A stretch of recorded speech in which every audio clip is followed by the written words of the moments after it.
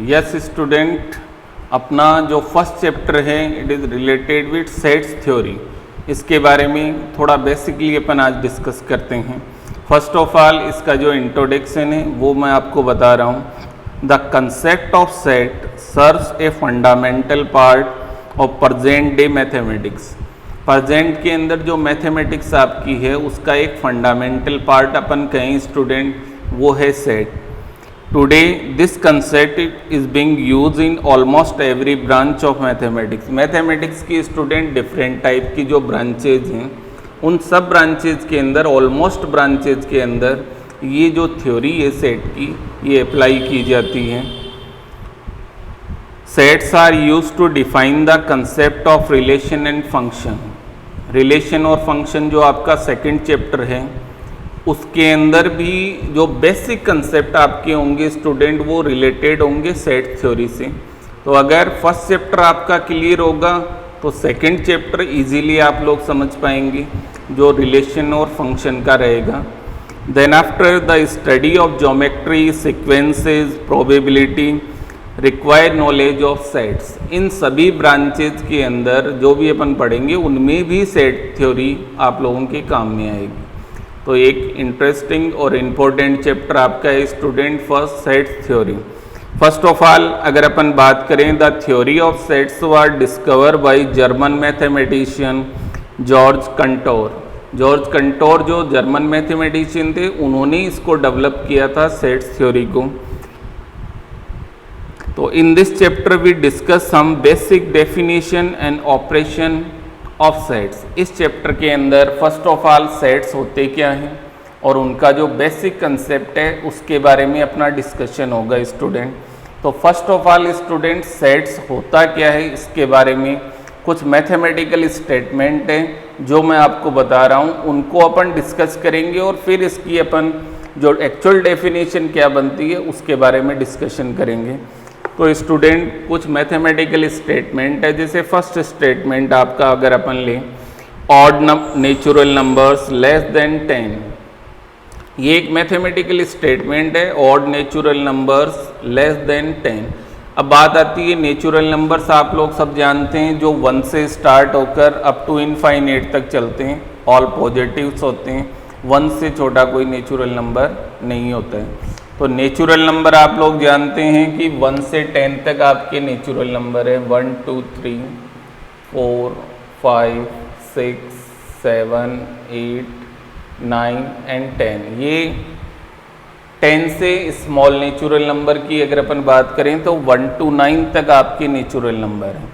अब इनके अंदर से आपसे कहा जा रहा है ऑड नेचुरल नंबर की अगर अपन बात करें तो इट इज़ 1 3 5 एंड 7। तो ये 4 नेचुरल नंबर आपको नज़र आ रहे हैं जो ऑड नेचुरल नंबर है, 2 4 6 8 और एक ये 9 भी आपका natural number odd natural number में आ जाएगा।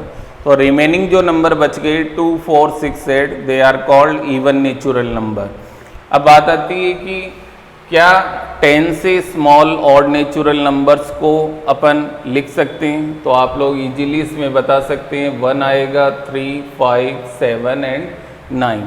तो ये स्टेटमेंट है जिसको आप लोग डिफाइन कर सकते हैं, या एक तरह से ये कहें कि स्टूडेंट से अगर ये क्वेश्चन पूछा जाए बताइए कि 10 से स्मॉल ऑड नेचुरल नंबर्स क्या क्या हो सकते हैं, तो आई थिंक स्टूडेंट का जो कॉमन आपका आंसर बनेगा वो बनेगा 1 3 5 7 9। या फिर हो सकता है स्टूडेंट इसके अंदर 5 3 1 7 9 भी बोल सकता है, बट घूम फिर के जो आपकी बात आएगी स्टूडेंट वो यही 5 नेचुरल नंबर आपको कंसिडर करेंगे। ऑलमोस्ट स्टूडेंट का यही आपका आंसर रहेगा।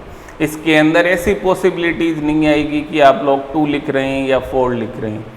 तो फर्स्ट स्टेटमेंट आपको मैंने समझाया। देन आफ्टर सेकंड स्टेटमेंट है द रिवर्स ऑफ इंडिया। अब यहाँ बात आएगी कि इंडिया के अंदर जो रिवर्स हैं वो क्या क्या हो सकती हैं, तो रिवर्स कितनी हैं और क्या क्या हो सकती हैं ये आप लोग बता सकते हैं। थर्ड है the vowels in English alphabet.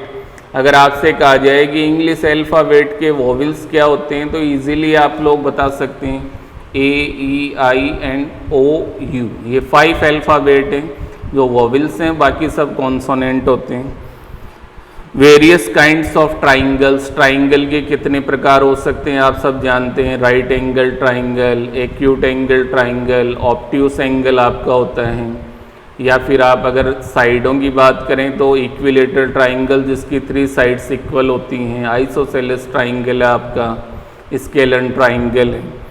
Prime factors of 210, अगर आपसे कहा जाए 210 के प्राइम फैक्टर, तो आप लोग प्राइम फैक्टर करना जानते हैं, और जब 210 के आप प्राइम फैक्टर करेंगे देन इट इज़ 2, 3, 5 एंड 7। अब इसके अंदर पहले आप 5 से डिवाइड कर रहे हैं, 5, 3, 2, 7 के दीजिए, कुल मिलाकर आएगी आपकी 4 ही डिजिट 2, 3, 5 एंड 7।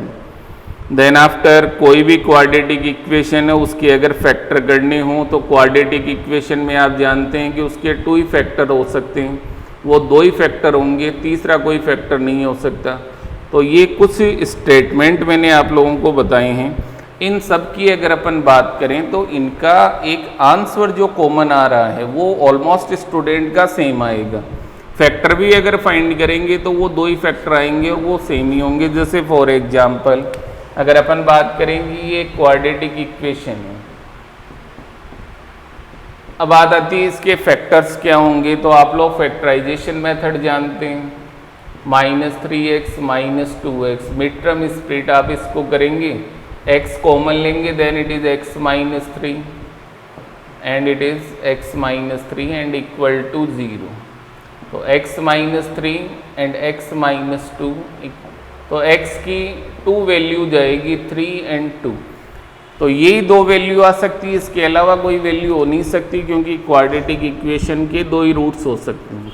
तो ये जितने भी स्टेटमेंट मैंने आप लोगों को बताए हैं, जैसे फर्स्ट स्टेटमेंट था odd natural number less than 10, आपने कहा 1, 3, 5, 7, 9। सेकेंड था रिवर्स ऑफ इंडिया, इंडिया के अंदर कितनी रिवर्स आप इजीली जो अपना SST से रिलेटेड क्वेश्चन अगर अपन कहें तो रिवर्स के बारे में आप बता सकते हैं। लेकिन ये जितने भी स्टेटमेंट आप देख रहे हैं स्टूडेंट, इसके अंदर एक फिक्स आंसर आपको मिलेगा जो कॉमन आंसर रहेगा। अब ऐसा तो हो नहीं सकता इंडिया की रिवर्स है तो आप लोग वर्ल्ड पे नहीं जा सकते, इंडिया से रिलेटेड ही रिवर्स आपको बतानी है। तो ये कुछ स्टेटमेंट है, इनको अगर अपन ध्यान से देखें स्टूडेंट तो ये कलेक्शन है। जैसे फर्स्ट स्टेटमेंट आपने कहा odd natural number less than 10, 10 से छोटे नेचुरल नंबर, तो आपके 5 नंबर्स आ गए, ये उनका कलेक्शन हो गया। सेकंड में आपने कहा था रिवर्स ऑफ इंडिया, जितनी भी इंडिया में रिवर्स है उनका कलेक्शन हो जाएगा।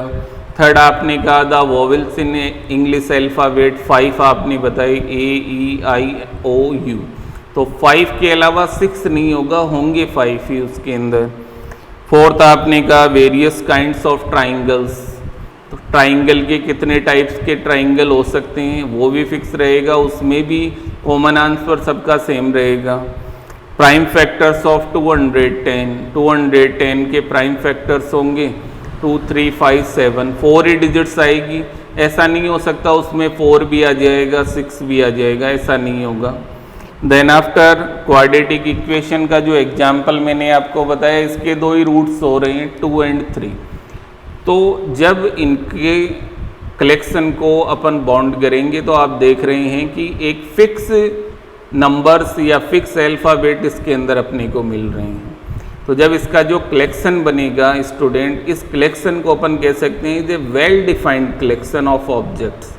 ये एक कलेक्शन है, किस टाइप का है, well defined collection of objects है।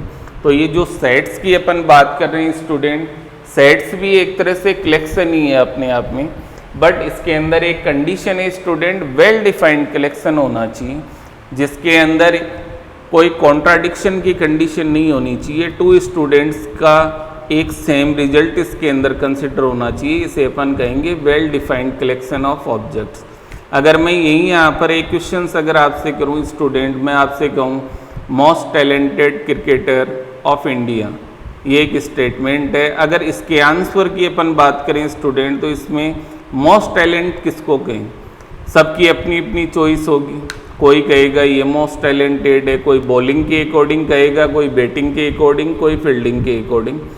तो इस टाइप का स्टेटमेंट अगर अपन कहें तो इसका कलेक्शन करना काफ़ी डिफ़िकल्ट हो जाएगा, क्योंकि ये जो स्टेटमेंट है स्टूडेंट, इसका कलेक्शन वेल डिफाइंड नहीं होगा। एक फिक्स अपन नहीं कह सकते भाई यही होगा इसके अंदर, तो वो कहलाता है नॉट वेल डिफाइंड कलेक्शन। वो एक सिंपली कलेक्शन हो सकता है बट उसको अपन सेट्स नहीं कह सकते। तो अगर अपन बात करें स्टूडेंट सेट्स के डेफिनेशन की, तो sets is a collection of well defined object. Simply अपन कहें सेट एक कलेक्शन है वेल डिफाइंड, जो डिफाइन किए जा सकते हैं, उन ऑब्जेक्ट्स का जो कलेक्शन होगा उसे अपन सेट्स कहेंगे। तो स्टूडेंट आई थिंक सेट्स होता क्या है, अगर आपसे कोई कहे तो आप सिंपली ये कहेंगे collection of well defined objects is called a sets. तो यस स्टूडेंट, आज आप लोगों को मैंने सेट्स होता क्या है उसकी डेफिनेशन के बारे में अपना डिस्कशन हुआ था। नेक्स्ट जो अपनी क्लास होगी उसके अंदर अपन सेट्स के एग्जाम्पल्स क्या हो सकते हैं, उसकी प्रॉपर्टीज़ क्या होती है, उसके पार्ट्स क्या क्या हो सकते हैं, इसको अपन कंटिन्यू करेंगे। आज आप लोगों को मैंने सिलेबस ऑफ 11th क्लास जो मैथमेटिक्स का है उसके बारे में अपना डिस्कशन हो गया और सेट्स की डेफिनेशन के बारे में अपना डिस्कशन हुआ। तो आज की क्लास अपन इतनी ही करेंगे। Thank you.